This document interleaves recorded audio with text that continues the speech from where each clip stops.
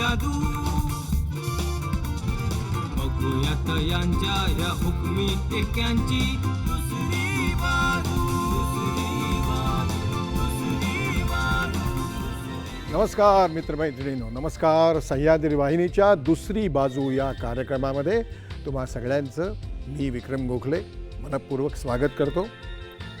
मित्रांनो, आजपर्यंत आपण विविध नाटककारांची नाटकं पाहिली, वाचली, अनुभवली.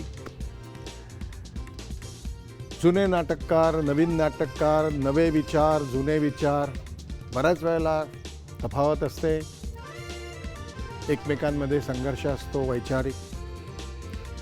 पण काही वेळेला असं होतं की एखादा नाटककार जुन्यातलं जे चांगलं आहे ते खूप मान्य करतो, त्याच्यातून त्याला काहीतरी नवीन सुचत राहतं. आसपास जो भोवताल आहे त्या भोवतालामधल्या अशा काही घटना त्याला आकर्षित करतात आणि तो एक समतोल साधण्याचा प्रयत्न करतो, व्यावसायिक आणि वैचारिक दोन्हींचा. अशा लेखकांपैकी एक लेखक महाशय आज आपल्या भेटीला आलेले आहेत. मी त्यांना घेऊन आलो आहे तुमच्याकरता, कारण त्यांची नाटकं तुम्ही पाहिलेली आहेत. त्यांचं नाटक मीही केलेलं आहे. त्यांना इथे बोलवण्यापूर्वी प्रथम पाहूया त्यांच्यावरची एक चित्रफीत. अरविंद औंधे रिझर्व्ह बँकेत नोकरी करत असताना आंतरबँक, राज्य नाट्य आणि नाट्य दर्पण अशा विविध ठिकाणी पुरस्कार मिळवत त्यांनी अभिनय आणि लेखनशैली समृद्ध केली. अत्यंत गाजलेल्या आणि मकरंद राजाध्यक्ष या नाटकाद्वारे त्यांनी व्यावसायिक रंगभूमीवर लेखक म्हणून पदार्पण केलं. पुढे मन उधाण वाऱ्याचे या नाटकानं त्यांना प्रचंड लोकप्रियता मिळवून दिली. या नाटकासाठी त्यांना उत्कृष्ट लेखक म्हणून विविध पुरस्कारांनी सन्मानित करण्यात आलं. सह्याद्री वाहिनीवरील गाजलेल्या चाळ नावाची वाचाळ वस्ती मालिकेद्वारे सामान्य माणसांच्या जीवनात घडणाऱ्या गमती-जमती आणि व्यथा आपल्या लेखणीतून त्यांनी समर्थपणे मांडल्या. वृत्तपत्र स्तंभलेखन, विविध व्यावसायिक राज्यस्तरीय नाट्य स्पर्धांचं परीक्षण आणि आजच्या तरुण कलावंतांना मार्गदर्शन करणाऱ्या अरविंद औंधे या कलाकाराची जाणून घेऊया दुसरी बाजू.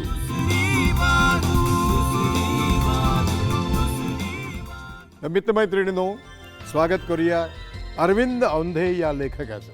अरविंद या.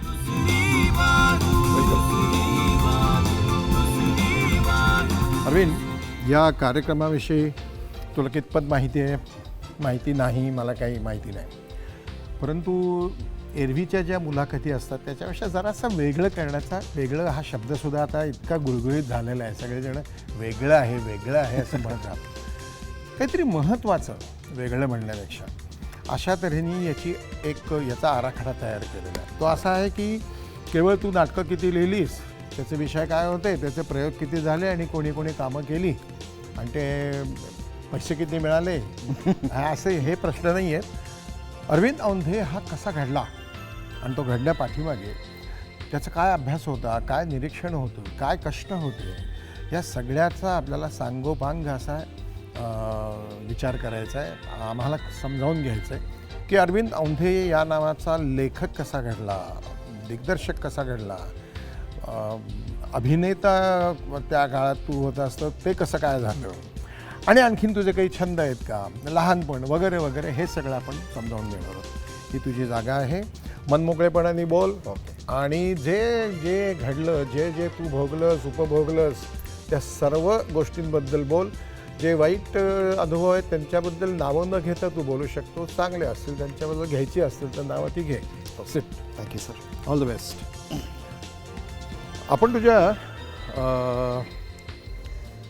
बालपणापासून सुरुवात करूया. कुठे तुझा मुंबईतलाच जन्म की? नाही, मी नाशिकचा. म्हणजे ज्या वेळेला कुसुमाग्रजांचं नाशिक. नाशिक, हो. आणि शिरवाडकर हे माझ्या वडिलांचे मित्र होते. अच्छा. खास जवळचे मित्र नव्हते, पण तरी ते त्यांना विनायक म्हणायचे माझ्या वडिलांना. अच्छा. पण त्याचा कधी त्यांनी फार मोठा हे केलेला नाही, फायदा घेतला घेतलेला नाही, कधी कोणाला सांगितले नाही. नाशिक जवळ चांदवड म्हणून जे गाव आहे तिथे तेव्हा माझ्या वडिलांची बदली होती. माझे वडील पोस्टमास्तर, त्यामुळे आमचं दर 2-3 वर्षांनी गाव बदलायचं. आणि मला दर 2-3 वर्षांनी इतकं वाईट वाटायचं की सगळे मित्र जमवलेले, सगळी शाळा आवडती, सगळं ते, आणि ते सगळं सोडून जायचं प्रत्येक वेळेला. अक्षरशः मला रडू यायचं की हे सगळे मित्र निघून जातात. आणि त्यामुळे झालं काय की दर 3 वर्षांनी नवीन नवीन शाळा, नवीन नवीन मित्र. तर मला प्रत्येक गावात खूप छान छान मित्र मिळाले. म्हणजे एका दृष्टीने चांगलं झालं. हो, खूप चांगलं झालं, खूप. आणि अजूनही त्यांच्या मला खूप आठवणी येतात. गुड. पण नाशिक हे आमचं मेन गाव, म्हणजे आम्ही नाशिकलाच वाढलो राहिलो. जन्म तुझा नाशिकचा, तुझं बालपण, शिक्षण नाशिक शिक्षण का विविध शहरातून? विविध शहरातून दर 3-3 वर्षांनी बदलणारं. हो. वडील पोस्टमास्तर, पण त्यामुळे कौतुक खूप असायचं. म्हणजे पोस्टमास्टर म्हणून एक मोठे क्वार्टर्स असायचे, त्यामुळे आम्हाला मुंबईचे घरं फार लहान वाटतात अजूनही. हो. आम्ही फार मस्त मजेत राहिलो. आणि नानांना मी चला आता चहा झाला असं बोलवायला जायचो ऑफिसमध्ये. त्यामुळे खूप मजेत होतो आम्ही, खूप मजेत. म्हणजे असं म्हणतात ना की बॉर्न विथ सिल्वर स्पून, ते आर्थिक अर्थाने नव्हे पण सांस्कृतिक अर्थाने I was really born with silver spoon. Very good. अतिशय खूप वाचन वडिलांचं, अतिशयोक्ती वाटेल पण ते लायब्ररी अक्षरशः संपवून टाकायचे प्रत्येक गावातली. आणि ते त्या काळातले ग्रॅज्युएट होते आणि शेक्सपियर वगैरे. त्यामुळे माझ्या नाटकांचं ते कधी खूप मनापासून कौतुक नाही करायचे, बरं आहे म्हणायच्या. आणि आई खूप चिडायची, अहो काय तो एवढं बक्षिसं मिळवत होते. म्हणायचे नाही ग, बरं आहे. आणि ते त्यांचं मला अजूनही पटतं की ते त्यांचं मत खरं होतं की अजूनही माझ्या लेखनाविषयी कोणीच, मी फार खूप समाधानी आहे असं म्हणता येणार नाही. वडील तुझे आहेत? नाही, माझे वडील गेले. ते पोस्टमास्टर होते आणि अतिशय रसिक मनुष्य होता. आणि त्यांच्यामुळेच मी वाचनाचा नाद मात्र मला लागला नाही, त्यांना नाद होता. पण मी अमुक काळानंतर वाचन कमी झालं माझं, कमी केलं. हो, ते काय म्हणजे गमतीचं वाटेल पण काही वेळा असं असतं की काही पिणाऱ्या लोकांची मुलं आहेत ना, ती पित नाहीत. त्यांनी बघितलेलं असतं पिण्यामुळे काय त्यांचं झालं आहे. तसं ते इतके उत्तम लेखक आणि कवी असून ते फक्त वाचतच राहिले शेवटपर्यंत, लिहिलं नाही. आणि कधी कधी ते लिहायचे, ते इतकं सुंदर लिहायचं, आश्चर्य वाटेल अशा तऱ्हेने ते लिहायचे की अत्यंत उच्च दर्जाचा. पण मग ते काही नाही. आणि त्यांच्या त्या कविता वगैरे इतक्या आम्हाला आवडायच्या की किती तुम्ही छान करता. त्यांच्या कविता या त्या काळामध्ये लंडनमधल्या निवडक 6 कवितांपैकी म्हणून तिथल्या काहीतरी आकाशवाणीवरती वाचल्या गेलेल्या होत्या. अभिरुचीमध्ये वगैरे ते त्यांची कविता प्रसिद्ध व्हायच्या. पण ते त्यांच्या तरुणपणानंतर त्यांनी फक्त एक स्वांत सुखाय म्हणून लिहिणं चालू ठेवलं होतं. त्यांची एक कविता इनफॅक्ट मला वाचून दाखवायला आवडेल. सगळी कविता नाही पण त्यातला छोटासा भाग. म्हणजे त्यांना मी म्हणायचो की तुमच्या कविता आपण प्रसिद्ध करूया. तुम्ही त्या काळात नाही केलात पण आता मला असं वाटतं की माझ्या मित्रांना त्या आवडतील आणि त्या खूप उच्च दर्जाच्या आहेत. तर ते म्हणाले की नको रे बाबा. म्हटलं तुमच्या साठीला तरी आपण करू.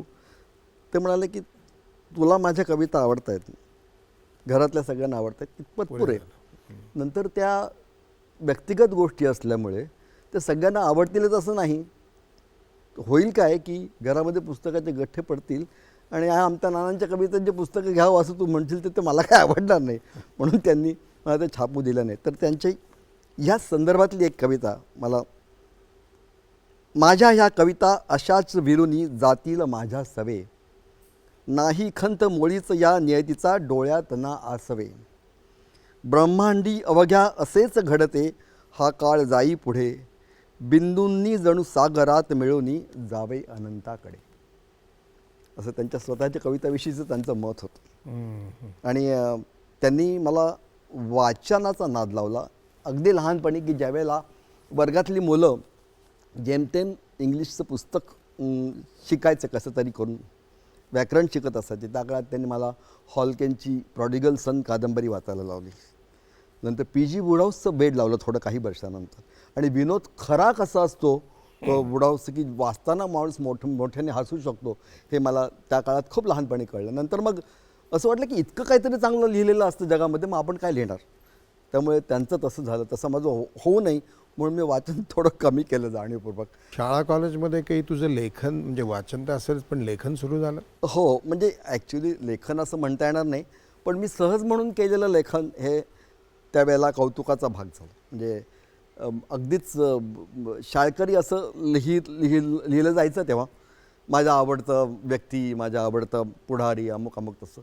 तर माझी आवडती व्यक्ती म्हणून मी आमच्या शाळेतला जो एक गुरखा होता त्याच्याविषयीचं लिहिलं होतं, त्याचं सगळं वर्णन लिहिलं होतं. आणि तो कसा गोड आहे, तो त्या काळात सुद्धा भैया होते हं. तो भैया होता आमच्या शाळेमध्ये आणि तो इतका गोड, का हो बच्चू का करत आहे, असा वेगळ्या तऱ्हेनं हिंदी बोलायचा. आणि टेबल टेनिसच्या रूमची चावी त्याच्याकडे असायची आणि उशिरापर्यंत टेबल टेनिस खेळू द्यायला तो मला अलाव करायचा, माझ्या आणि माझ्या मित्रांना. तेव्हा मला तो खूप आवडायचा आणि त्याची टोपीतनं कधी कधी शेंडी बाहेर यायची आणि तो इतका, त्याचं ते सगळं वर्णन मी आपलं सहज मला वाटतं तसं मी लिहिलं.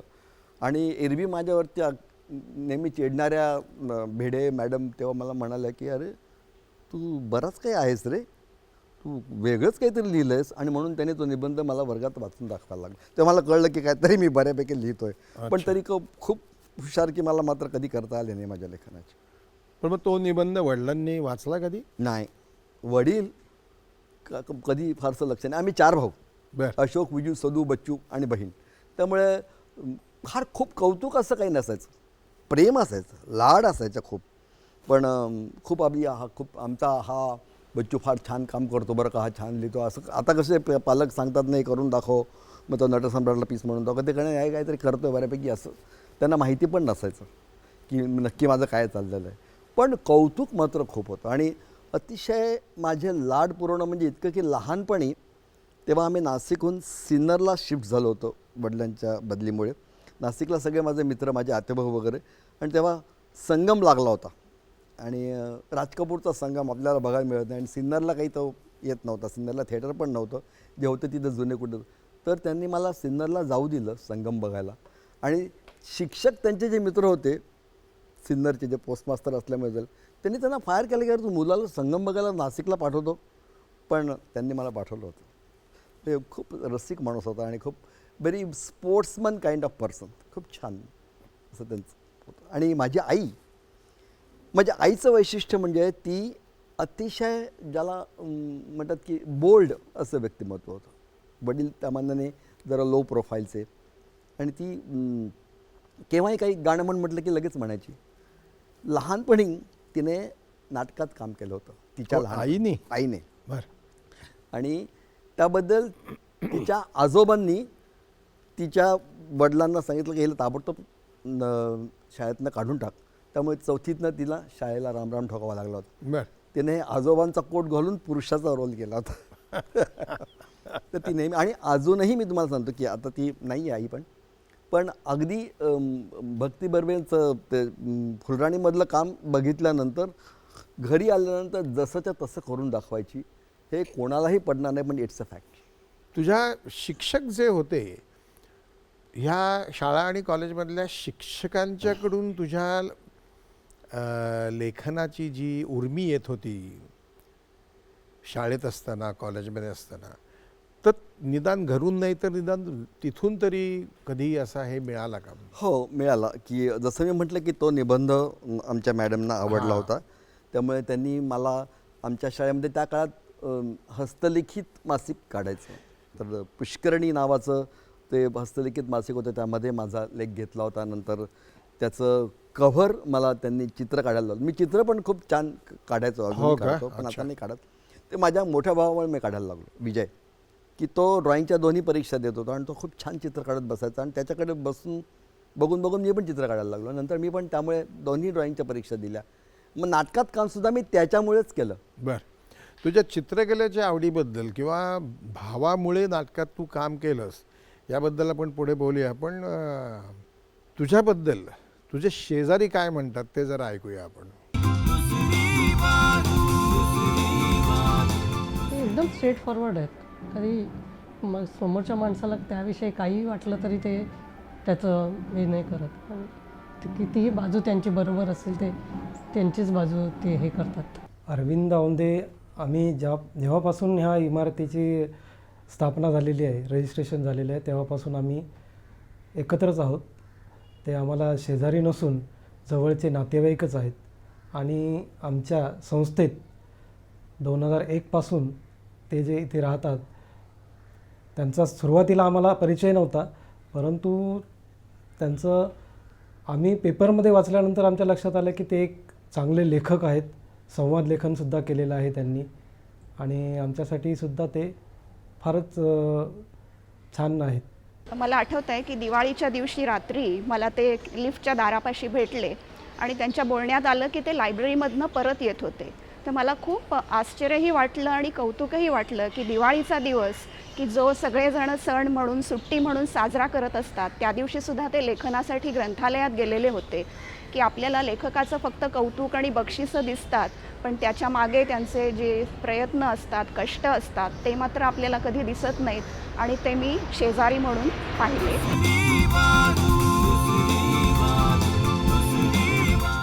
तुझ्या आईबद्दल मगाशी फक्त एवढंच सांगितलंस की आईनी नाटकात काम केलं होतं, परंतु शाळेतून नाव काढून टाका असं सांगितलं घरच्यांनी वगैरे. तर आणखीन काय सांगता येईल तुला तुझ्या प्रगतीसाठी आई, कारण वडिलांनी तुला तसा प्रतिसाद कधी लेखनाला दिला नाही. आईचं काय म्हणणं होतं तुझ्या लेखनाला? आईला माझ्याविषयी खूपच कौतुक होतं आणि माझी बाजू ती खूप घ्यायची.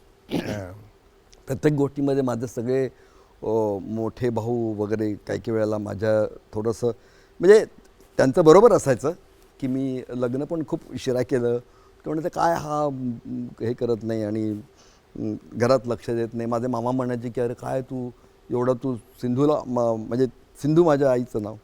मग म्हणायचं अरे तू सिंधूला तिकडे एवढं मुंबईत घेऊन गेला आणि तू काही तिच्याकडे लक्ष देत नाही. म्हटलं मी काय, मला ती इकडे असलेली आवडते आई माझ्या बरोबर. याच्या पलीकडे काय म्हणलं भाजी वगैरे आणत नाही. म्हटलं भाजी आता नाना आणतात ना, तिथे पण तेच आणायचे, आता इथे मी आणायला पाहिजे का चला, अशा तऱ्हेचं. पण ती मात्र माझी बाजू खरंच घ्यायची.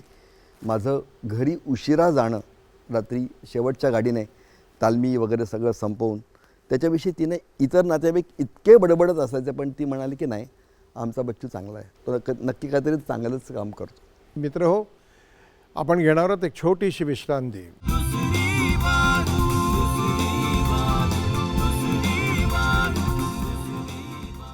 विश्रांतीनंतर पुन्हा एकदा आपल्या सगळ्यांचं स्वागत. आपण गप्पा गोष्टी करतो लेखक अरविंद औंधे यांच्याशी. हां, तर अरविंद, तुझ्या चित्रकलेविषयी ऐकून आहे, तर चित्रकलेविषयी किंवा त्याची आवड कशी निर्माण झाली, शाळेमध्ये निर्माण झाली, मग एखाद्या काही पुढे काही क्लास हे केला का, कोणाला गुरु मानला का, काय नेमकं काय काय केलंस तू? खरं असं झालं की मी घडत गेलो होतो सगळ्या आजूबाजूच्या माणसांमुळे. मी इतका ज्याला म्हणतात की नशीबवान आहे की घर इतकं छान होतं, सगळ्या चांगल्या चांगल्या गोष्टीनं भरलेलं होतं. माझा मोठा भाऊ कविता करायचा, माझा माझा जो विजय नावाचा भाऊ आहे तो चित्र काढायचा आणि वडील वाचायचे. माझ्या आजोबा हे त्या काळामध्ये त्यांनी पेन्शन विकलं होतं, म्हणजे ज्याला आपण VRS म्हणतो, की ते म्हणाले की माझी आता इतकी वर्ष सर्व्हिस झाली, ओढी पुरे आहे आणि आता मला एवढ्यामध्ये मी बरोबर सगळं सांभाळू शकतो. आणि अजिबात त्यांना असा हव्यास नव्हता संपत्तीचा. अशा सगळे स्वभावाचे होते. आमच्या घरामध्ये तेव्हा कृष्ण जन्माची कथा सांगायची माझे आजोबा आणि सगळा वाडा जमायचा.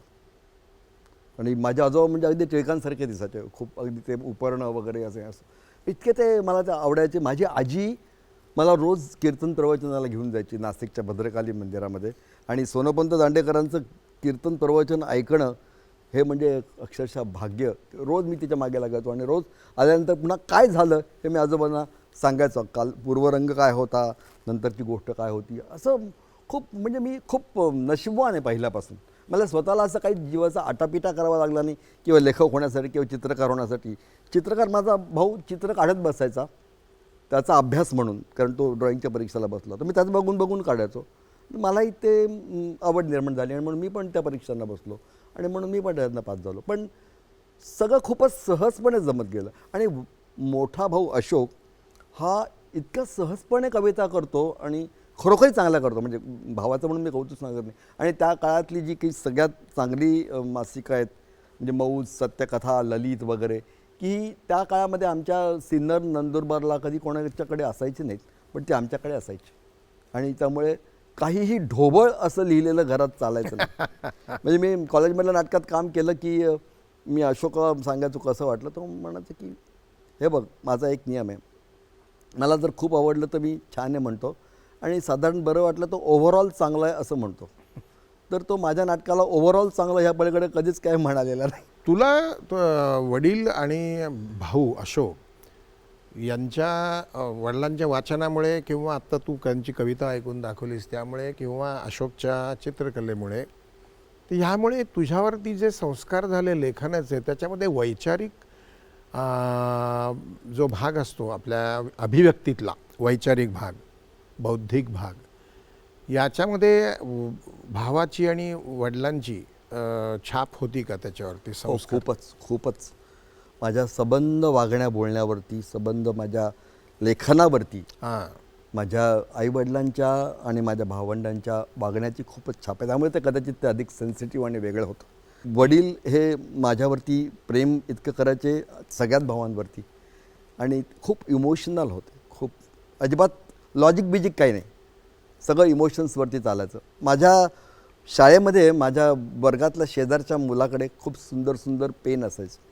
नुकताच मराठी शाळेतनं इंग्लिश शाळेत गेल्यानंतर जे असतं 5वीत गेल्यानंतर की छान छान पेन्स वापरायची सुरुवात झालेली असते आणि त्याचा रोज इतका छान छान पेन, प्लेटोचा पेन, याचा पेन. त्यात मी त्यांना सांगायचो की त्याच्याकडे किती छान छान पेन, मला काहीच नाही. मग ते पोस्टमास्टर होते, काही तसं गरिबी खूप नव्हती, पण ॲट द सेम टाईम अगदी त्याच्या इतक्या नंतर मी कळलं मला की त्या माझ्या मित्राचं त्याच्या वडिलांचं पेनचं दुकान होतं, त्यामुळे तो रोज वेगवेगळे पेन आणायचं. पण मग ते म्हणाले अरे त्याच्याकडे तसं आहे. म्हटलं कबूल आहे, पण त्याचा एक तो प्लेटो पेन असतो ना तसा मला एक पाहिजे. आणि खूप हट्ट केल्यानंतर आम्ही गेलो त्याच्याच दुकानात गेलो. तो तेव्हा मालेगाव कॅम्प आणि मालेगाव असं खूप अंतर असायचं. अच्छा. तर तो पेन आम्ही आणला. खूप it was a great celebration की मला तो पेन मिळाला. मस्त शाळेमध्ये मी असा तो लावून गेलो आणि तो लावून मी असं आलो व्यवस्थितपणे आणि रुबाबात आल्यानंतर असं दप्तर टाकलं आणि असा पेन काढला तर फक्त टोपण राहिलं होतं आणि पेन नव्हता. म्हणजे शाळेतून घरी येण्याच्या मार्गावर जो एक 1.5-2 मैलाचा मार्ग होता तो पेन पडलेला होता कुठेतरी आणि मी ढसाढसा रडायला लागलो की 14 आण्याचं पेन इतकं छान मला घेऊन दिलं आणि ते मी हरवलं. मी म्हटलं असं कसं झालं. मला it was a great shock to me. आणि ते म्हणाले की जाऊ दे रडू नकोस. नाही मी लगेच परत गेलो. सबंध रस्ता बघून आलो कुठे पडलेलं दिसतं का, ते काय सापडलं नाही. तू म्हणतो कशाला गेला, असं काही सापडणार आहे का. आणि त्या दिवशी ताबडतोब संध्याकाळी त्याने मला दुसरं पेन तसंच्या तसं घेऊन दिलं. मला असं वाटतं की पेन मिळणं यामुळे कदाचित मी लेखक झालो असेल. हा एक म्हटलं तर एक लेखन चालू असताना तुझं मग एकदम अभिनयाचं कसं काय सुचलं का? काय झालं की वर्गामध्ये मी फारसा काही खूप अभ्यासात खूप पहिला वगैरे नसायचो, पण 5वा-6वा असायचो, पण पहिल्या बेंचवर मात्र बसायचो. पण मित्रांमध्ये टवाळक्या खूप, पण खूप हुशारी अशी काही नव्हती प्रश्नांची उत्तरं देताना. तरीसुद्धा एकदा वक्तृत्व स्पर्धा जाहीर झाल्या आणि आमच्या कुलकर्णी मॅडम मला म्हणाला की बच्चू तू भाग घे. मला बच्चू म्हणायचं, शाळेत पण बच्चू म्हणायचं सगळे. बरं. तर म्हटलं की मला कुठे काय बोलता येतं आणि खरोखरी म्हणजे नम्रता वगैरे काय नव्हती. म्हटलं मी जेमतेम काहीतरी आपला वडिलांपुढे कसा बसा थरथर कापत उभा राहतो, मला काही येत नाही तसं. आणि नाही तू घे भाग. आणि मग म्हटलं मलाच का तुम्ही बघा एवढी सगळी वर्गात मुलं आहेत, एवढी हुशार आहेत. तर मी जरा चिडलोच. नाही तू आज माझ्याकडे ये म्हणून त्यांनी मला घरी बोलवलं. आणि सगळी त्या नारायणराव पेशव्यांची लहानपणीची एक गोष्ट त्यांनी मला सांगितली. मी रडत खडत ती ऐकली कशी तरी. आणि दुसऱ्या दिवशी स्पर्धा होती नाटकाची? नाही, वक्तृत्व स्पर्धा. बरं. एक 2-3 दिवस होते. मी काही त्याच्यातलं केलं आणि त्यामुळे तुला ते सांगायचे. आणि मी त्यांनी सांगितली जशीच्या तशी इतक्या सुंदर पद्धतीने ते सांगितले. म्हणजे मलाही माझं कौतुक करावं लागतं, पण मला आश्चर्यच वाटलं माझंही. आणि 3 मिनटं वेळ होता. ते 3 मिनटानंतर बेल वाजवतात की आता वेळ संपली. तर ते शेजारचे ते नवीन कोण जे परीक्षक आलेले होते शिक्षकांव्यतिरिक्त बाहेरचे, ते म्हणाले की नाही त्याला बोलू द्या, बेल नका वाजू, बोलू द्या बेल. आणि ती 7 का 8 मिनटाच्या वर मी ती गोष्ट सांगितली आणि सगळी शाळा अक्षरशः चाट पडली. खूप कौतुक झालं माझं. आणि त्यानंतर माझं म्हणजे वक्तृत्व स्पर्धेतला ग्रेड म्हणून नंतर मला रानडे वक्तृत्व स्पर्धेला सिन्नरहून पुण्याला पाठवलं होतं. नाशिकलाही मी बक्षीस मिळवलं. आणि त्या वक्तृत्वामुळे मग मी असं वाटायला लागलं की मला काहीतरी बोलता येतं. It is a performance. It has to be a performance. हो. एनिवे आपण नाटकाकडे जाणारच आहोत. पण आपल्याच क्षेत्रामधली एक कलावती जी अत्यंत हुशार अशी व्यक्ती आहे, आपल्या परिवारातली, कलावंतांच्या परिवारातली अत्यंत हुशार अशी व्यक्ती आहे. तर त्या काय म्हणतात तुझ्याबद्दल ते आपण ऐकूया. माझा आणि लेखक श्रीयुत अरविंद औंधे यांचा परिचय 1989 साली झाला. ती माझ्या नाट्यक्षेत्राला कामाची सुरुवात होती. अगदी सुरुवातीचा उमेदवारीचा काळ होता माझा. परंतु माझं भाग्य मोठं की त्याच दरम्यान मला अरविंद औंधे यांची एक छोटीशी एकांकिका टेलिव्हिजनवर सादर करण्याची संधी मिळाली, ज्याचं नाव होतं निरक्षीर. आणि त्याच्यामध्ये माझ्याबरोबर ज्येष्ठ आणि श्रेष्ठ अभिनेते विक्रमजी गोखले हे होते. आणि त्या संपूर्ण नाटिकेमध्ये किंवा 25 ते 30 मिनटाची ती जी एकांकिका होती, टी व्ही प्ले होता, त्याच्यामध्ये जवळजवळ 85% भाग बोलण्याचा हा नायक म्हणजे विक्रमजी हे करत असतात. आणि ही जी नायिका असते तिला फक्त रिॲक्शन देणं आणि तिच्या वाट्याला शब्द फार कमी होते, पण म्हणूनच ते मोठं चॅलेंजिंग काम होतं. आणि शब्दांच्या पलीकडचं औंध्यांनी जे अभिप्रेत त्याच्यामध्ये ठेवलेलं होतं त्या स्क्रिप्टमध्ये, ते मला व्यक्त करायचं होतं. आणि त्याच्यासाठी मला त्यांची खूप मदत झाली तेव्हा. कारण निशब्दामधले भाव काय लेखकाच्या मनात आहेत ते मला कळण्यासाठी, जाणून घेण्यासाठी औंध्यांची, विक्रमजींची आणि तेव्हाची आमची दिग्दर्शिका, त्या सगळ्यांची मला खूप मदत झाली.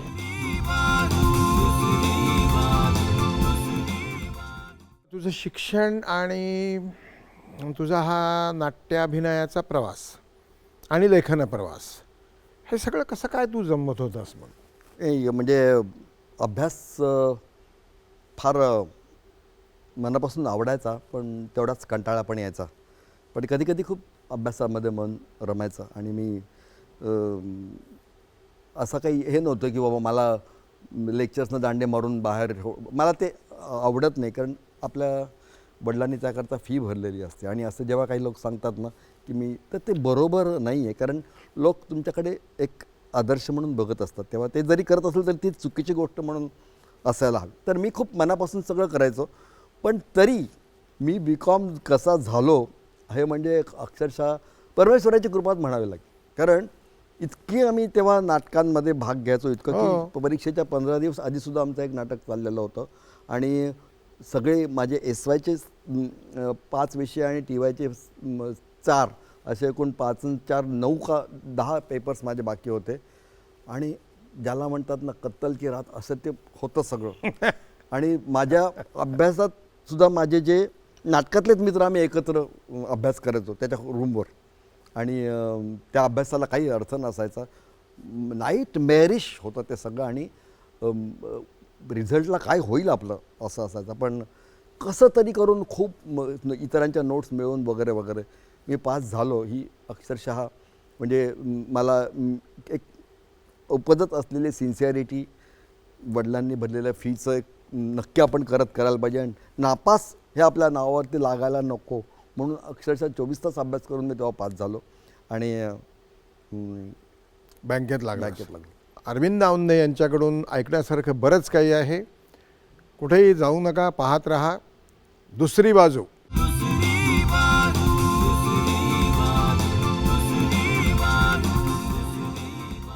या विश्रांतीनंतर पुन्हा एकदा सगळ्यांचं मनपूर्वक स्वागत.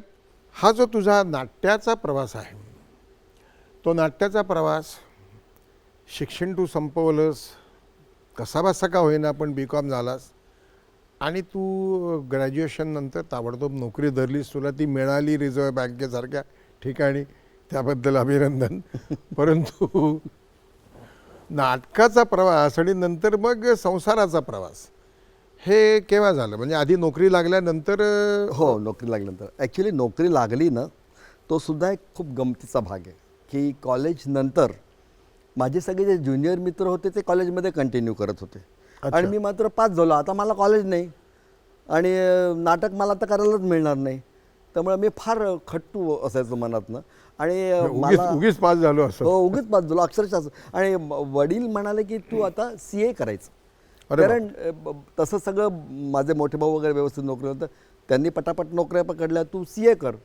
मी म्हटलं CA म्हणजे पुन्हा अकाउंट्स, जिथे कसाबसा मी तिकडे ते पास झालो आता. आणि पुन्हा CA करताना कॉलेज नाही नाटक नाही, मग CA काय म्हणून मी MCOM जॉईन केलं. अच्छा. आणि तिथल्याच कॉलेजमध्ये पुन्हा काहीतरी करता येईल म्हणून सुरुवात केली. पण नंतर मला लक्षात आलं की आपण काही बरोबर करत नाही. आफ्टर ऑल आपण काहीतरी आयुष्याचा काहीतरी नीट विचार करायला हवा, आपण काहीतरी नोकरी करायला हवी आहे. आपले सगळेजण कमवत आहेत म्हणून मी एक छोटीशी नोकरी तिकडे माझ्या अशोकनीच मला मिळवून दिली मोठ्या भावाने. पण मग MCOM झालं पूर्ण? नाही, MCOM अर्धवटच सोडलं कारण नोकरीच मिळाली मला पटकन. बरं. नाटकाच्या संदर्भात मग काय केलंस पुढे? एकदा नोकरी बँकेत मिळाल्यानंतर काय केलंस? कारण ती मोठी घुसमट असते. हो, आणि काय झालं माझं की जिथे मी नोकरी लागली होती मला छोटीशी, रिझर्व्ह बँकेच्याही आधी, एक सोनगड नावाच्या एका गावामध्ये ते सेंट्रल पल्प मिल म्हणून कंपनी आहे, आणि अकाउंट्सचा इन्चार्ज मी होतो आणि खूप मस्त मजेत होतो. खूप छान क्वार्टर्स होते, सकाळी काम करायचं, संध्याकाळी टेबल टेनिस खेळायचं, अशी मजा. आणि तिथेही नाटक करायला मिळालं मला. आणि तिथे त्यांचं गॅदरिंग होतं आमच्या कंपनीचं. त्या गॅदरिंगमध्ये मला खूप मोठा रोल मिळाला आणि माझे सगळे कॉलेजमधले मित्र ते बघायला आले आणि खूप मजेत चाललं होतं माझं. आणि सहज म्हणून रिझर्व्ह बँकेला मी अप्लाय केला. माझ्या मोठ्या भावांनी ॲप्लिकेशन पाठवलं, परीक्षेला बसलो, पास झालो. आणि पास झाल्यानंतर इंटरव्ह्यू पण पास झालो. आणि मग म्हटलं मी नाही जात तिकडे, मला इथे फार मजा वाटते आहे, मला इथे काम करायला मिळतं, शिवाय नाटक करायला मिळतं, शिवाय माझं कॉलेज पण जवळ आहे, कॉलेजचे मित्र येऊन जाऊन असतो. तर तेव्हा मला वडिलांनी समजावून सांगितलं, अक्षरशः ढकलून त्यांनी मला गाडीत मुंबईत पाठवलं. अच्छा. की तुला कळत नाही आहे प्रॅक्टिकल, रिझर्व्ह बँकेची नोकरी काही साधी गोष्ट नाही आहे, हां. आणि तुला जे काही नाटक बिटक करायचं ते कदाचित तिकडे तुला जास्त चांगलं कर. पण ते काही त्यांच्या मनात नव्हतं फारसं. पण प्रॅक्टिकली मिळालेली चांगली नोकरी सोडू नको म्हणून मी आलो. तर रिझर्व्ह बँकेची ती बिल्डिंग बघितल्यानंतर मी फारच दबून गेलो होतो. इंटरव्ह्यूला सुद्धा मी पास होईल असं मला वाटलं नव्हतं, पण झालो म्हणजे अक्षरशः आश्चर्य. म्हणजे तिथे नाटकाचं काही करता आलं नसतं तर पुन्हा तू हे म्हणला असतास की कशाला ही नोकरी मिळाली. रिझर्व्ह बँकेमध्ये तुझे कलिग्ज आहेत, ते तुझ्याबद्दल काय म्हणतात ते जरा बघूया. अरविंद हा अतिशय चांगला मनमिळाऊ माणूस आहे. जर तुम्ही उत्तम माणूस असाल तर तुम्हाला सगळ्या ठिकाणी यश मिळतं, आणि त्याचं उत्तम उदाहरण म्हणजे अरविंद. लेखक असूनही दुसऱ्याचं म्हणणं समजून घेणं किंवा ऐकणं ही गोष्ट तो करत असे, आणि पटली तर ती अंमलातही आणत असे. दुसरी महत्त्वाची गोष्ट म्हणजे दिग्दर्शक म्हणून त्याने कधी आरडाओरड केली नाही. उलट दुसऱ्यांच्या अडचणी समजून घेऊन त्या प्रकारे त्यांच्याकडनं काम करून घेण्याचं काम त्याने नेहमी केलं. त्याला जसं ऑफिसच्या कामामध्ये प्रेमाने काम करणं माहीत होतं, तसंच त्यांनी प्रत्येक वेळी आपल्या नाटकांमधूनही ते दाखवलं. एकांकिका लेखन असू दे, नाटकाचं लेखन असू दे, यांनी मनस्वीपणे आपली व्यक्तिरेखा लिहिल्या. या प्रत्येक व्यक्तिरेखा या मातीशी निगडीत असल्यासारखं वाटलं. या व्यक्तिरेखांमध्ये आपल्याला आपले मित्र, आपले नातेवाईक प्रकर्षाने दिसून येतात.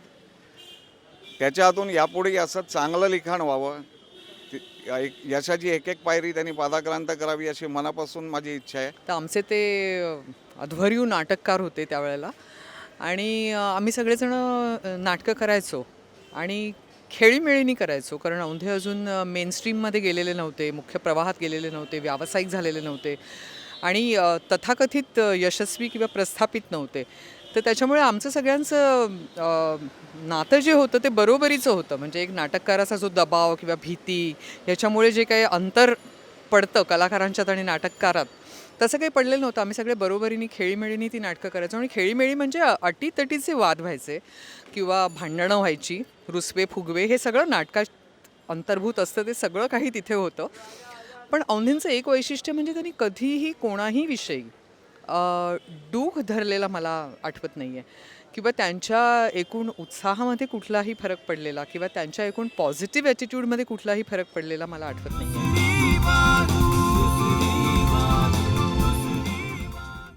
रत्नाकर मतकरींच्याकडे तुझा जो त्यांच्याशी संपर्क झाला, सहवास झाला, आणि तिथे तू अधिक चांगल्या रीतीने घडायला लागलास असं तू म्हणतोस. बालरंगभूमी म्हणा किंवा लेखन म्हणा, ह्यापूर्वी लग्न झालं का लग्नानंतर झालं, काय झालं? नाही, आधी मी बालनाट्यामध्ये होतो बरं. आणि तिकडे खूप रमलो होतो. त्यामुळे मी दर दिवाळी आणि मे महिन्यामध्ये आमचे हाऊसफुल शोज असायचे बरं. बालनाट्याचे. अलबत्या गलबत्या, आचाटगावची अफाट मावशी, दिलीपही होता ना हो, प्रभाव. दिलीप प्रभावळकर, रवी पटवर्धन, ही सगळी मंडळी मला, सगळी ग्रेट ग्रेट माणसं तिकडे मला भेटली आणि खूप मजा असायची. आणि इतके छान छान समजावून सांगायचे, आज तू चांगलं केलं, आज तू अधिक चांगलं केलंस. आणि प्रेक्षकांचा रिस्पॉन्स जो मुलांच्या नाटकामध्ये असतो ना, तो मोठ्यांच्या नाटकात कधीच मिळत नाही. म्हणजे त्या चाटगावच्या अफाट मावशीमध्ये शेवटी जेव्हा मी जिंकतो, मला मेन रोल दिला मतकरींनी आणि तो मी आयुष्यात कधीच विसरू शकणार नाही. कारण कुठल्या तरी नाटकात, प्रोफेशनल नाटकात आपल्याला मेन रोल करायला मिळणं आणि ती मुलं आपण जिंकल्यानंतर नाचतायत, हा जो परफॉर्मन्स ऑडियन्सचा बघणं, हा एक फार आनंदाचा भाग होता. सुधाताईंच्या बरोबर किती संपर्क आला? नाही, बालरंगभूमीच्या त्यावेळेला संदर्भात. हे 2 पॅरलल ग्रुप्स होते, सुधाताईंचं आणि रत्नाकर मतकरींचे. अच्छा. कॉलेजमध्ये वगैरे आम्ही ज्या एकांकिका करायचो तेव्हा मतकरींच्या पण करायचो, पण ती छापलेली पुस्तकं असायची आणि ते कोणीतरी आधी केलेली असायची आणि आम्ही ते पुन्हा करायचो. पण इथे त्यांनी लिहिलेलं ताजं लेखन आम्हाला करायला मिळायचं. अच्छा. आणि सगळं ज्याला आपण म्हणतो की स्पर्धेमध्ये आम्ही करायचो, त्याचा रिस्पॉन्स आधी माहिती नसायचा. इथे लाफ्टर येईल की नाही, इथे कसं होईल, आणि ते आम्हाला ते सगळं अंदाज बरोबर द्यायचे आणि फ्रेश रोल करायला रत्नाकर हा अंदाज आधी द्यायचा. ही जी कपॅसिटी किंवा ॲबिलिटी टू फोरसी ही जी असते, ती लेखकाकडे जी यायला पाहिजे, ती येण्यासाठी तुला काय मिळालं त्यांच्याकडून? खरं सांगायचं ना तर मी नाटककार झालो तेच मतकरींमुळे. म्हणजे मी त्या काळामध्ये फक्त गोष्टी लिहायचो. त्यासुद्धा मी का लिहायला लागलो की माझे मित्र बँकेतले विजय कापडी, जे आता खूप चांगले लेखक आहेत, विनोदी कथाकार म्हणून, ते गोष्टी लिहायचे आणि ते नेहमी त्यांच्या गोष्टी मला वाचायला द्यायचे. आणि मला बरं वाटायचं की आपल्यापैकी आपल्याजवळ कोणतरी आहे, त्या माणसाच्या गोष्टी छापून येत आहेत आणि त्यांचं नाव छापून येतं आहे. आणि मग मी एक गोष्ट अशीच आमच्या बँकेच्या कुठल्या तरी कार्यक्रमामध्ये मी सांगितली, तर ते मला म्हणाले, अरे किती छान ती गोष्ट आहे, मी ही गोष्ट मी लिहू का? म्हटलं की लिहा, आपण मीच लिहितो ना. मग अरे वा, तू लिहिशील तर चांगलं आहे. म्हणून मी ती लिहिली आणि मी ती त्यांच्याचकडनं पत्ता घेऊन मोहिनीला पाठवली आणि ती छापून आली. अच्छा. आणि मग मला त्या गोष्टी लिहिण्याचं वेळ लागलं आणि तशाच विनोदी गोष्टी लिहिता लिहिता एक विनोदी गोष्ट आजूबाजूच्या घडलेल्या गोष्टींमधूनच त्या घडायच्या. की एक आमचे ज्येष्ठ मित्र, म्हणजे रत्नाकरचे जवळचे मित्र पण माझे, त्यांच्या घरी एकदा अशी मिसेस बाहेर गेले असताना त्यांनी पार्टी केली छानपैकी. बरोबर. आणि ते गेल्यानंतर मस्तपैकी पार्टी केली, सगळ्या बिअरच्या बाटल्या वगैरे सगळ्या एकत्र जमा केल्या, काहीतरी चिकन बिकन पण खाल्लं, सगळे विल्हेवाट लावली नंतर. आणि बाटल्या तर कुठे टाकायच्या, तर बाटलीवाली बाई आली, तिला बोलवून घेतलं, तिच्याकडनं बाटल्या दिल्या, अगदी निर्धास्त राहिले आणि वा काय मस्त सगळं प्लॅन छान. आणि अत्यंत शांतपणे पुढच्या रविवारी ते पेपर वाचत असताना सगळं शांत छान चाललेलं आहे, रविवार सकाळ, आणि बाटलीवाली बाई येऊन उभी राहिली आणि ती म्हणाली की बाटल्या आहेत का? तर त्यांची बायको म्हणाली की बाटल्या बिटल्या नाही आहेत, आमच्याकडे नसतात, फार तर बामच्या बाटल्या आहेत. तर ते म्हणाले नाही नाही, इथे बिअरच्या बाटल्या असतात. नाही काय, काहीतरी काय म्हणा, अहो मागच्या रविवारी, ही ती जी गोष्ट होती, ह्याच्यावरून मी एक गोष्ट लिहिली. अच्छा. आणि मी ती मतकरींना सांगितली की, तर ते म्हणाले ही गोष्ट नाही आहे, याचं तू नाटक कर. अच्छा. आणि तुम्हाला आश्चर्य वाटेल, पण मी जरा लोकांशी, म्हणजे आपल्या जवळच्या लोकांशी तिरशिंगरावासारखा वागतो. मी चिडलो त्यांच्यावर, म्हटलं तुम्ही काय माझी थट्टा करतायत, कसं बसं करून मी एक आपलं एक माझ्या गोष्टी छापून येतात मोहिनीमध्ये दर 5-6 महिन्यांनी एक कुठली तरी, आणि मला आजूबाजूला सुचलं की मी ते लिहितो. मी तुमच्यासारखा काही लेखक नाही आहे आणि मला तुम्ही नाटक लिहायला सांगता. माझी एक तर तुम्ही कौतुक करत नाही माझ्या गोष्टीचं आणि मला नाटक वगैरे करायला निघात का? मग ते खूप मोठ्याने असतं. त्यामुळे अरे मी तुला खरंच सांगतोय, अच्छा, ह्याच्यात नाटक दिसतंय. मी म्हटलं कसं लिहायचं? तर ते म्हणाले हे जे तुला गोष्ट म्हणून सांगावंसं वाटतंय ते तू नाटक म्हणून लिहायला सुरुवात कर.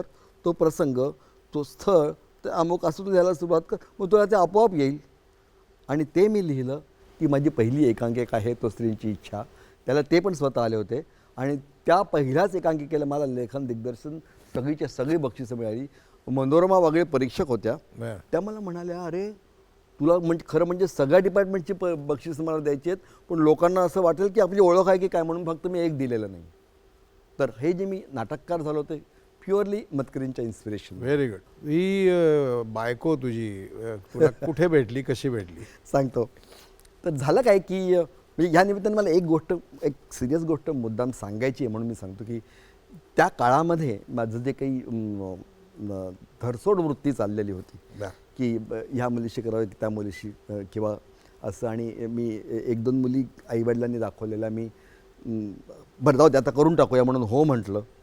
आणि नंतर माझ्या लक्षात आलं की ती पण हॅपी राहणार नाही आणि मी पण हॅपी राहणार नाही. पण काहीही आम्ही भेटलो नव्हतो, फिरलो नव्हतो, काही नाही, पण मला ठरवल्यानंतर नको म्हणावं असं वाटलं की त्यात तिचंही नुकसान झालं. पण त्याच्यात त्यांना मी फार दुखवलं, त्या मुलीला, त्यांच्या आईवडिलांना, की एकदा ठरलेलं लग्न मोडणं ही काय भयंकर गोष्ट असते. आणि मीही माझ्या वडिलांना त्याच्यामुळे हार्ट अटॅक पण आला की लोकांच्या मुलीला आपण असं छळलं. आणि तरीही ते मला म्हणाले की हा हार्ट अटॅक तुझ्यामुळे आलेला नाही आहे, हे फक्त हृदयामधली ती काय जी असते ती नस अशी झाली आहे. आणि त्यांनी मला डॉक्टरांना सांगितलं की त्याला हे सांगा म्हणून. इतके ते सेन्सिटिव्ह होते. पण त्या सगळ्या म्हणजे त्या ज्या काही एक दोन मुली आहेत त्यांना मी जर ते बघत असतील तर मी त्यांची जाहीरपणे क्षमा मागतो, त्यांच्या आईवडिलांची. आणि मला त्या अक्षरशः कायमचं खंत आहे की आपण या लोकांना अनइंटेन्शनली खूप छळलं आहे. तर माझं लग्न कसं झालं, तर असं एक बघणं वगैरे चालू असताना ऑफिसमध्ये मी माझे जे असिस्टंट ती फाईली चालता मला एक वेगळंच ग्रीटिंग मिळालं, आय लव्ह यू टाईपचं, नॉट एक्झॅक्टली आय लव्ह. म्हटलं हे कोणी टाकलं ह्याच्यामध्ये काय. आणि मला खरोखरी प्रश्न होता, आय वॉज नॉट प्लेईंग इनॉसंट, की कोणाचं तरी आलेलं दिसतंय. तर ते म्हणाले मलाही माहीत नाही बघ काय ते. आणि मग तिथून ती सुरुवात झाली. आणि देन म्हणजे गंमत अशी आहे की तिने खरं म्हणजे मला हे विचारलं की नाही, पण आजच तागायत ती म्हणते की नाही तूच मला विचारलं, कारण तेव्हा मी लक्ष दिलेलं नव्हतं आणि नंतर मी विचारलं, त्यामुळे फायनली मी प्रपोज केलं. असंच कायमचं काळ चालू आहे अजूनही. अरुंधतीशी तुझं लग्न झालं हे अशा तऱ्हेने प्रेमविवाह. हो. गुड.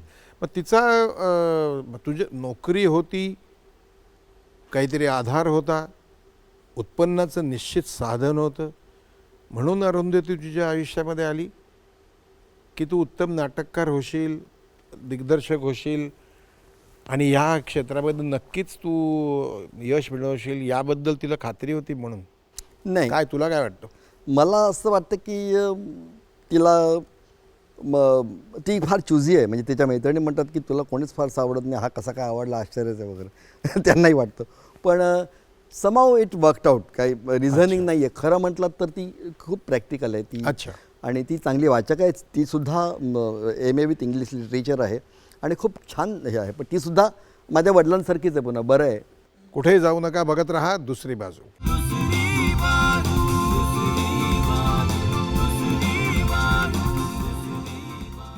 मकरंद लिहिण्याची कल्पना तुला, कारण त्याच्यात अरुंधतीच आहे ना,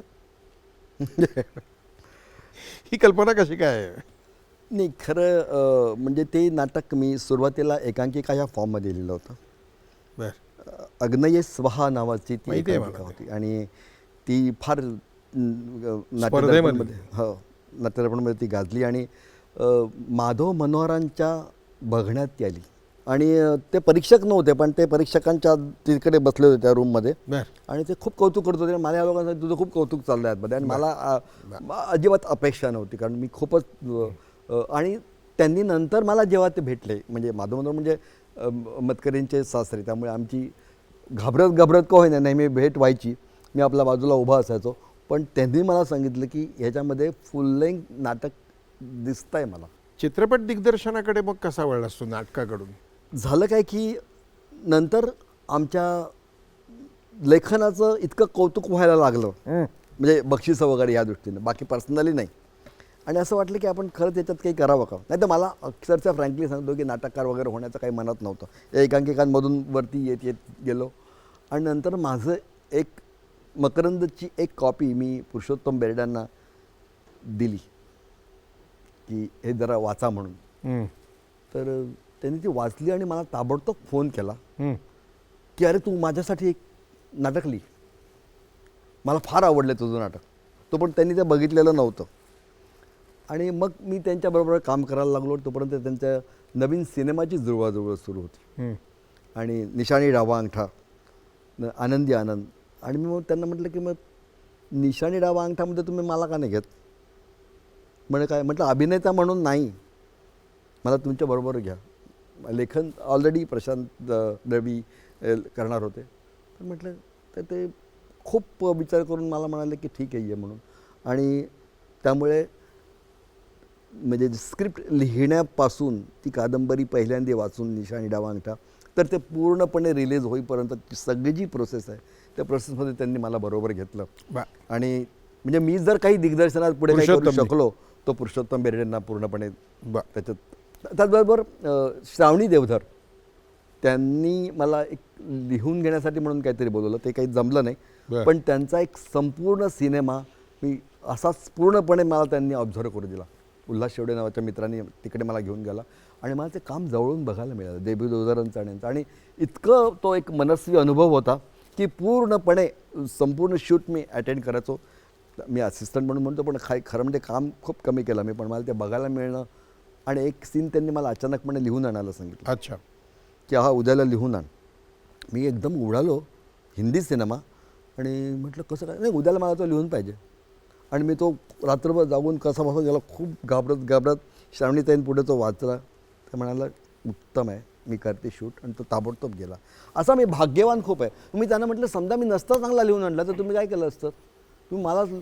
अरे म्हणे माझ्याकडे तयार होता, पण तुझा हा जास्तच चांगला झाला आहे ना, म्हणून मी हा करतो. मग तू एकदम आता परत एकदम सिरियलकडे वळलास. ती पण गंमत की माझं जे पहिलं नाटक होतं हे तो स्त्रींची इच्छा, ते एकांकिका म्हणून एवढं गाजलं की ते दिलीप कुलकर्णीने केलं.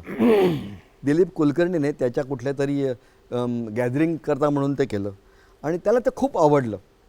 आणि मग विनय आपटे आणि दिलीप कुलकर्णी यांची लिंक होती, ते खूप चांगले जवळचे मित्र.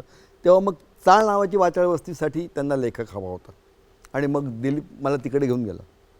आणि घेऊन गेल्यानंतर विनय आपटे त्यांच्या स्टाईलमध्ये याला मी ओळखतो, ह्याच्या पलीकडे जास्त काय बोललं नाही. म्हटलं तू काय ते त्याला सांग, सब्जेक्ट सांग, एक एपिसोड लिहून घेऊन या. मी खूप घाबरलो. म्हटलं हे काय कबल आहे? मग आम्ही पूर्वी भेटलेलो होतो खरं म्हणजे. तर मी लिहून घेऊन गेलो आणि खूप घाबरत त्यांनी संबंध टीम दिलीप कुलकर्णींकडे बसलेली होती. चाळ नावाच्या वाचाव्यास एक इरसाल माणसं सगळी. त्यांच्यापुढे मी तो वाचला आणि तो एपिसोड एकेका वाक्याला असं काही प्रचंड लाफ्टर्स मिळत गेली की संपल्यानंतर विनय आपटे म्हणाले की हे मला दे ताबडतोब. म्हटलं मी ते चांगल्या अक्षर लिहून जे काय अक्षर आहे त्या अक्षरात आहे, मी उद्याला शूट करतो. आणि मी तुला एकच एपिसोड द्यायला सांगितलं होतं, यापुढची सगळी सिरियल तूच लिहायची आणि तुला किती पाहिजे पैसे ते मला सांग. मी म्हटलं असं काय करता तुम्ही, मला ब्रेक देत आहात आणि एवढं महत्त्वाचं तुम्हीच ठरवा. ब्रेक काय तुला मी नाही दिला तर कोणीतरी दिला असता, तू फार चांगला लेखक. अशा तऱ्हेने माझ्या पहिल्याच सिरियलचा जबरदस्त कॉन्फिडन्स आणि जबरदस्त प्रेम मला विनय आपट्याने दिली. आपण आता रॅपिड फायर या नावाचा एक खेळ खेळणार आहोत. मराठीमधला पहिला बोलपट कुठला? अयोध्येचा राजा. आवडती अभिनेत्री कुठली? तनुजा. आवडता अभिनेता? दिलीप कुमार. महाराष्ट्रातले सगळ्यात उंच शिखर कुठलं आहे? कळसुबाई. बरोबर आहे. तुझी आवडती जागा लिखाणाची? माझी लायब्ररी. केशवसुतांचं संपूर्ण नाव? कृष्णाजी केशव दामले. आवडतं पुस्तक? Gone with the wind. Pralhad केशवात्रे यांचं टोपण नाव? केशव कुमार. बरोबर. आंतरराष्ट्रीय चित्रपट महोत्सवात दाखवला गेलेला पहिला भारतीय चित्रपट? संत तुकाराम. या क्षणी तू भरपूर वाचन करतोयस, लेखन करतोयस असं मी ऐकून आहे. सेंट्रल लायब्ररी तुझा गेल्याशिवाय एकही दिवस जात नाही हेही मला माहिती आहे. बहुतेक वेळेला तू तिथे असतोस दिवसभर, तरीही तू वेळ काढलास आमच्या ह्या कार्यक्रमात येण्याकरता. आणि खूप चांगलं तुझ्या आठवणींना उजाळा दिलास, बोललास, खूप काही आम्हाला ऐकता आलं. तुलाही जुन्या आठवणी काढून खूप बरं वाटलं. त्याबद्दल दूरदर्शन मी पण मलाही खूप मनापासून आभार मानायचे आहेत दूरदर्शनचे आणि आपले, कारण जशा सगळ्या गोष्टी माझ्या सहज घडल्या तसं हेही सहज घडलं. मला अजिबात असं वाटत नाही की ज्या तऱ्हेची माणसं इथे या कार्यक्रमामध्ये येत आहेत मी त्यांच्या आजूबाजूला नक्की आहे की नाही मला खरंच म्हणजे नाही आहे ना, का नाही आहेस तू? जरूर त्यामुळे आहेस. मला हा it's a kind of achievement for me आणि मला खूप धन्य वाटतं आहे. तर मी आभार मानतो आपले आणि दूरदर्शनचे या निमित्ताने. Thank you very much. तू आता तिथेच बस. एक काम करायचं तुला, माझ्याकडे एक पुस्तक आहे, नोटबुक. दुसरी बाजू ह्या नावानेच ते आम्ही सजवलेलं आहे. ह्या पुस्तकामध्ये तू ह्या कार्यक्रमाबद्दल तुझं जे मत झालेलं आहे हे मत लिहून काढायचं. खाली बसून